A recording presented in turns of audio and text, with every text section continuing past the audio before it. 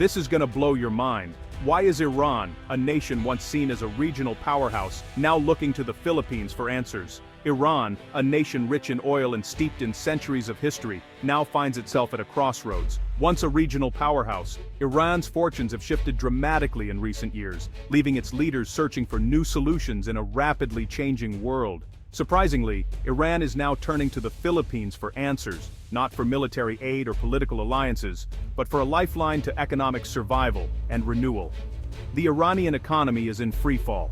Inflation is rampant, the currency is collapsing, and ordinary people are taking to the streets in protest. Years of sanctions and isolation have left the country's old allies distant and hesitant to help. In a surprising twist, Iranian officials are quietly studying the Philippines, a country that's weathered its own storms from political upheaval to financial crises and emerged with a resilient, globally integrated economy that continues to grow.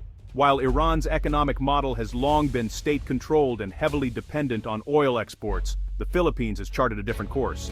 It has built strength through a dynamic services sector, the power of remittances from millions of overseas workers, and a thriving manufacturing base.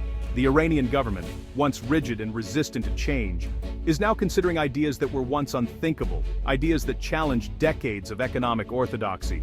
Sources reveal that an Iranian delegation is preparing for a landmark trip to Manila. This isn't about signing treaties or making grand announcements. Instead, it's a mission to learn, to observe, and to understand what made the Philippine turnaround possible. The delegation wants to know how the Philippines stabilized its currency in the face of adversity, how it created millions of BPO jobs that now serve clients around the world, and how it harnessed the strength and resilience of its overseas workforce to fuel domestic growth. For Iran, the Philippines represents more than just a case study. It's a glimmer of hope, a real-world example of a nation that pulled itself back from the brink of collapse and found a way forward. This isn't just about economics, it's about survival, reinvention, and the courage to embrace change when old ways no longer work. The contrast between the two nations is stark. Iran with its vast oil wealth and centralized control, and the Philippines with its people-driven, adaptable economy. But it's precisely this difference that makes Tehran so intrigued by Manila's journey. Iran's old model has failed. The oil pipelines that once fueled prosperity now run with uncertainty. Now the country is searching for a new blueprint, one that could offer a path to stability and growth. The Philippines, with its pragmatic approach and focus on empowering its people, offers lessons in resilience, adaptability, and hope that Iran desperately needs. As the crisis deepens, Iran's leaders are forced to look beyond ideology and national pride, realizing that survival may depend on learning from unlikely sources. They're searching for a new narrative, a new plan, one that could offer a path out of chaos and into a future where Iranians can once again dream of prosperity. The world is watching closely as Iran looks east, hoping to find answers in the unlikeliest of places. The stakes are high and the outcome could reverberate far beyond the region. This is a story of desperation but also of possibility. A reminder that even in the darkest times, new beginnings can emerge from unexpected sources. For both nations, what happens next could reshape their futures, forging a new chapter in the story of resilience and transformation. Iran's crisis is more than a recession, it's a total system failure. The rial is nearly worthless, inflation is rampant, and millions have plunged into poverty. People are using wheelbarrows of cash for groceries. It's hyperinflation, plain and simple. Decades of sanctions, corruption, and resource mismanagement have left the country reeling. Environmental disasters, like water shortages and dust storms, have only made things worse. Youth unemployment is over 50%, and state subsidies are collapsing. Oil, once Iran's lifeline, can't save it anymore. Global demand is down, and black market sales bring little relief. The government is out of options, its coffers empty. This desperation is forcing Iran to look for solutions far outside its comfort zone. The search for a lifeline has never been more urgent. Iran's economic collapse has ignited the largest protests the country has seen in decades, with people from all walks of life pouring into the streets. The frustration is palpable, and the sense of urgency grows with every passing day. From the bustling heart of Tehran to the most remote villages, ordinary citizens, teachers, workers, and farmers are united in their demand for meaningful change. Their voices, once silenced, now echo across the nation. Their anger is about more than just rising prices or empty shelves. It's about dignity, hope, and the dream of a better future for their children. Families gather, worried for their loved ones, but determined to be heard. The regime's response, a mix of brute force and empty promises, has failed to calm the unrest. Instead, it has only fueled the determination of the people. We're told to wait, but nothing changes. People are tired. We want real answers, not more excuses. Internet blackouts and mass arrests haven't stopped the unrest. Young people find new ways to organize, sharing news and hope in the shadows. The government's anti-corruption drives and relief packages ring hollow when the treasury is empty and daily life grows harder for everyone.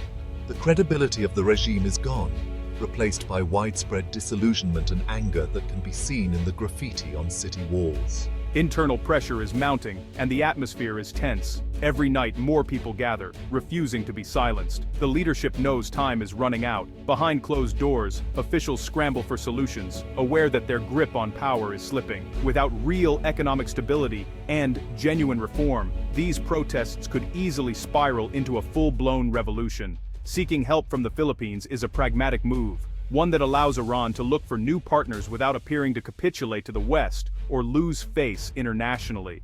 It's a last-ditch effort to find a new way forward before the entire system implodes under the weight of its own failures. The stakes couldn't be higher. For millions, the outcome will shape not just their future, but the fate of the nation itself. Iran's future may depend on what it learns from Manila and whether it can adapt in time to avoid disaster. In the past, Iran could count on Russia and China for support. Now that support has all but vanished. Russia is preoccupied with its own crises and can't bail out Iran. China's support is conditional. They want stability, and Iran is too risky. China is strengthening ties with Gulf rivals, pulling back from Iranian projects. Tehran feels abandoned. Old alliances aren't enough to save Iran from its own failures. Geopolitical maneuvering can't fix a broken economy. Forced to look elsewhere, Iran turns to the Philippines for answers. It's a humbling shift, but with no other options. Tehran must learn from a nation it never considered a peer. Desperation is driving this unlikely partnership. Why the Philippines? It's not a global powerhouse, but it's a blueprint for resilience. The Philippines has survived political upheavals, disasters, and global shocks, yet built a durable, adaptable economy. Its secret? Embracing globalization on its own terms, especially through the BPO industry. Millions of Filipinos work abroad, sending home billions in remittances, a stabilizing force for the economy. This supports the peso, fuels spending, and cushions shocks that devastate others. Pragmatic governance has kept economic policy consistent and open to investment. The result? Steady growth, a new middle class, and a model of resilience. That's what makes the Philippines so compelling for Iran. Iran and the Philippines represent two opposing economic philosophies, each shaped by their unique histories, resources, and political choices. Their stories offer a striking contrast in how nations can chart their economic futures. Iran's fortress economy is state-dominated and oil-dependent, vulnerable to shocks and stifling innovation. The government's heavy hand in industry has left little room for private enterprise to flourish or adapt. When oil prices drop or sanctions hit, the whole system cracks. The country's reliance on a single export makes it fragile, and millions feel the impact almost overnight.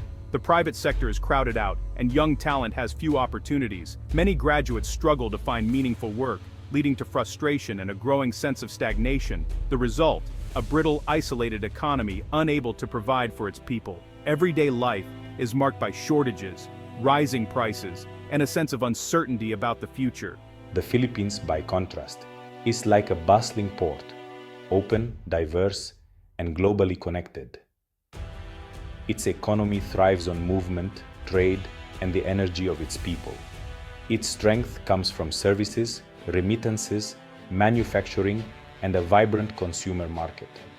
Millions of Filipinos working abroad send money home, fueling growth and opportunity.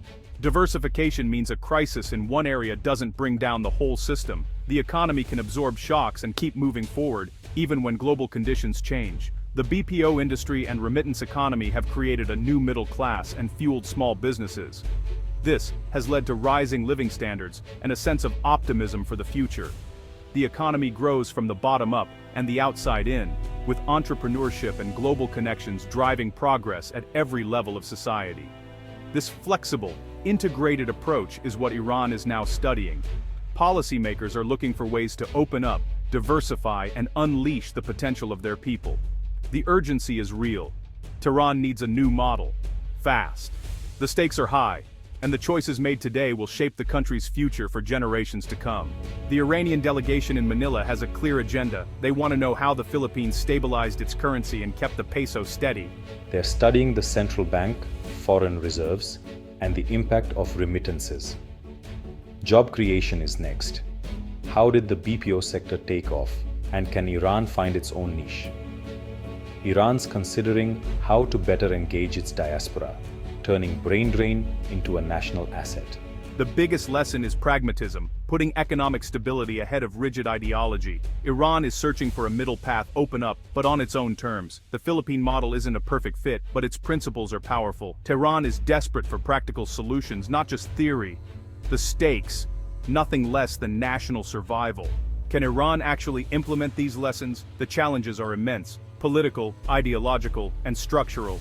Openness and global integration run counter to the regime's core principles. Adopting a BPO-style sector would require internet freedom and social change. Hardliners will resist.